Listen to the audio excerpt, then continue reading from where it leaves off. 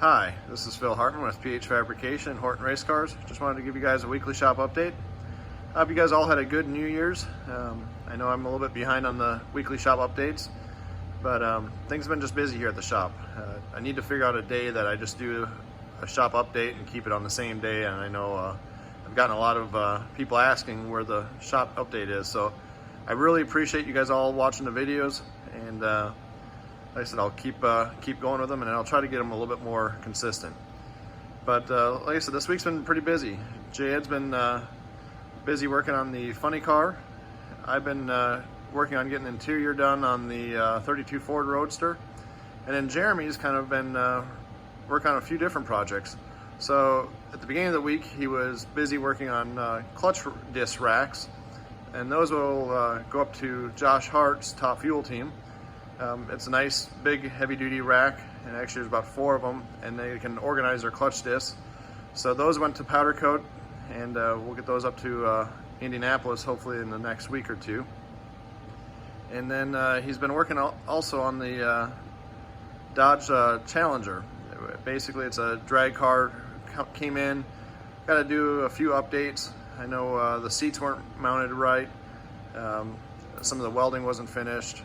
The 4-link was all pretty loose, so got everything tightened up, but he's been making good progress on that. Now you can also see we have an open bay, and we typically don't have a open bay in the shop, and what's going on is I had to move some cars around.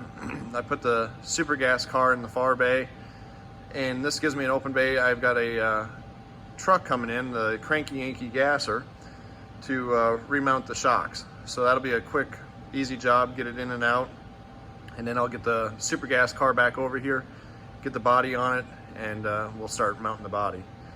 Now over here on the 32 Ford Roadster, you can see the door panels are all done, but the biggest project I've been working on is getting the rear bulkhead into place, and it really turned out pretty nice.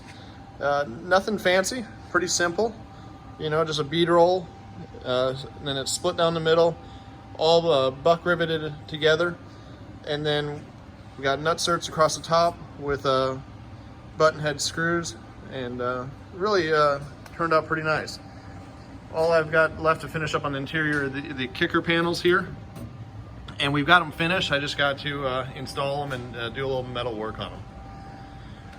Over here on the funny car chassis, Jayed's been busy just basically doing a lot of updates. So this car came in, it had a extra bar right here where someone moved the motor. Actually the motor would have been farther back and someone moved it farther forward. So we cut the 2 bars out, replaced it, put a single bar in like a normal funny car would have, getting the blowback tubes into place. Also added a few bars in. Normally this is a long single bay car, and that's just not the way they build cars anymore. So what we did is added an extra bay, and also if you go from this point to this point, the bay width is way too big for safety concerns. So we've just changed the chassis a little bit, adding extra bars, redoing some of the bars. We would put a new bar in here to help clear the oil pump. Like I said, there's just been a lot of small updates. Also on the back half of the car is probably a little bit older car, and it was built on a 3-inch ground clearance. Normally the newer cars now are built on a 4-inch. So we actually lowered the rear end 1 inch, which brought the car up 1 inch, and just trying to get it to the way the customer wants it. Also, we modified the seat, so actually we ended up building a new seat. The customer's old seat was just in a different location, trying to give him a little bit more comfort. So this is a 1-piece seat that Jayed's building, and we'll put pockets in the shoulder area to give you a little bit more shoulder room. Also, we had to do a little modifications to the steering just to change the geometry, make it a little bit more driver friendly, and also updating the fire bottle system. So quite a bit of work being done on this car, but looking forward to having it finished up. Now over here you can see we got the super gas car. Try to get everything together in one spot. And then we've got the Dodge Challenger up on the top. Like I said, Jeremy's been getting the seats mounted, finished up all the welding on it, and really close to having everything finished up. I think the customer's gonna bring his other car down so we can swap motors, basically pull the motor out of his other car and set it into this one. So looking forward to getting that all handled on the Challenger. Now we also had a small roll bar project come in, so just had to add an extra bar, changed a few things on it, and hopefully the customer should pick this up, I think Monday afternoon.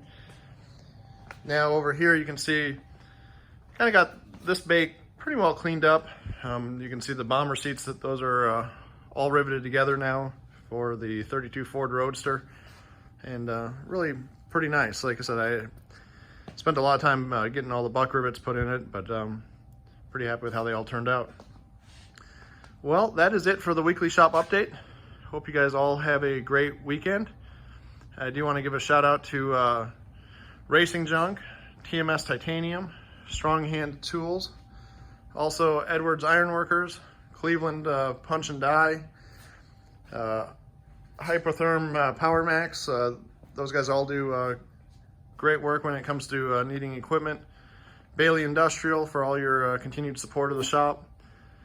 And I'm sure I'm missing a few others, but I appreciate everything you guys all do for the shop, and I appreciate all the viewers that watch the weekly shop updates.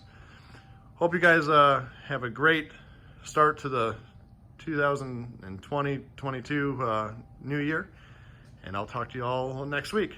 Bye.